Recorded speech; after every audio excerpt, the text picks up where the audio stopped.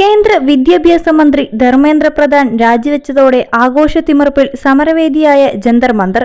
സമരനായകനും CJP നേതാവുമായ അഭിജിത്ത് ദീപ്കെയുടെ നേതൃത്വത്തിലായിരുന്നു സമരക്കാർ തടിച്ചുകൂടിയത്. നീറ്റ് പരീക്ഷാ തട്ടിപ്പിനെ തുടർന്ന് ജീവനൊടുക്കിയ കുട്ടികളുടെ പേര് അഭിജിത്ത് ഉറക്കെ വായിക്കുകയും കുട്ടികൾക്ക് ആദരാഞ്ജലി അർപ്പിക്കുകയും ചെയ്തു.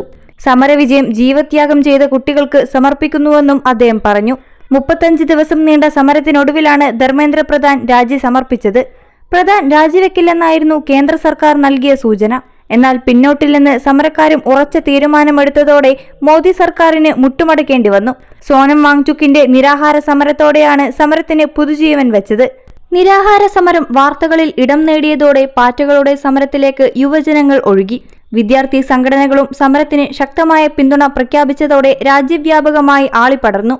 പ്രതിപക്ഷവും രാജി ആവശ്യം ഉന്നയിച്ചതോടെ കേന്ദ്രം സമ്മർദ്ദത്തിലായി. രാഹുൽ ഗാന്ധിയുടെ നേതൃത്വത്തിൽ കോൺഗ്രസ് അടക്കമുള്ള പ്രതിപക്ഷ പാർട്ടികൾ പാർലമെന്റിന് അകത്തും പുറത്തും സമരം ശക്തമാക്കി.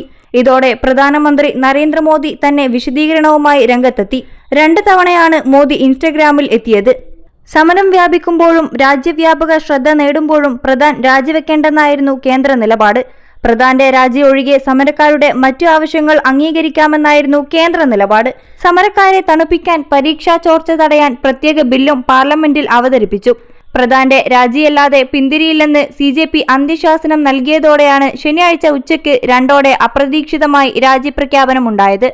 21 ലക്ഷത്തോളം സന്തുഷ്ടരായ ഉപഭോക്താക്കളും 2 ലക്ഷത്തോളം തിമിര ശസ്ത്രക്രിയകളും പൂർത്തിയാക്കിയ മലബാറിലെ ഏക കണ്ണാശുപത്രി Al Salama high hospital, hospital road, Perinthalmanna.